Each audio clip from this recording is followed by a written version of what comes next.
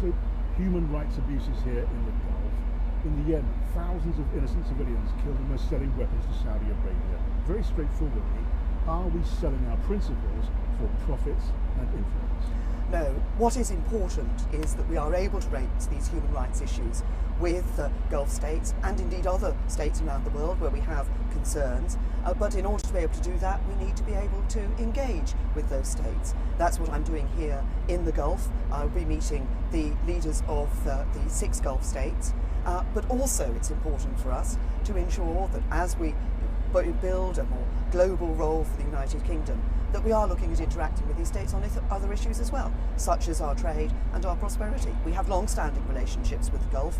That enables us to engage with them on difficult issues like human rights, but it's only because of those relationships that we're able to do that. And on the broader context, minister after minister tell us now that we may well be willing as a country to pay for access to the European market. Is that just sensible give and take, or were the British people misled?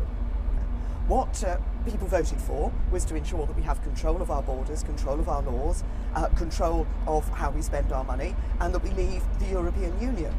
We're working across government to ensure that when we leave the European Union, we get the best deal for the UK. And people talk about people talk about the sort of Brexit that there is going to be. Is it hard, soft? Is it grey, white? Actually, we want a red, white and blue Brexit. That is the right Brexit for the United Kingdom, the right deal for the United Kingdom. I'm ambitious for what we can achieve because I believe that a deal that is right for the United Kingdom will also be a deal that is right for the European Union. And it might be right to pay for some access to that market. I'm ambitious for what we can achieve in terms of the deal that we will get with the European Union.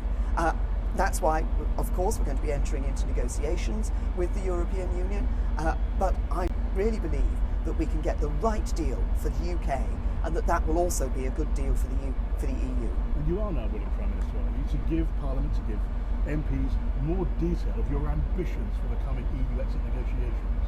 Well, I've always said to Parliament that Parliament will have many opportunities to have their say on these issues, but that also, when it is possible for me to set out more detail, then I will do so. That's why I've already said we will be triggering Article 50 by the end of March. We will bring EU law into UK law at the point at which we leave the European Union, and we will continue to operate on that basis. But I'm going to keep some cards close to my chest. I'm sure everybody will realise that in a negotiation you don't give everything away. It's important that we are able to achieve the right deal for the UK. What's also important is that this government is going to deliver on the vote of the British people to leave the European Union. And finally, will the Supreme Court verdict, whatever it happens to be, will it make any difference to the outcome of your position on the negotiations? Well, we wait to hear what the Supreme Court judgment is going to be, but I'm clear that what the government will be delivering and what Parliament will be delivering is on the will of the British people. Parliament gave the vote to people in the referendum on the 23rd of June. Overwhelmingly, Parliament voted for the British people to make their choice. They've done that. They've said we want to leave the European Union. The government will deliver on the vote of the British people.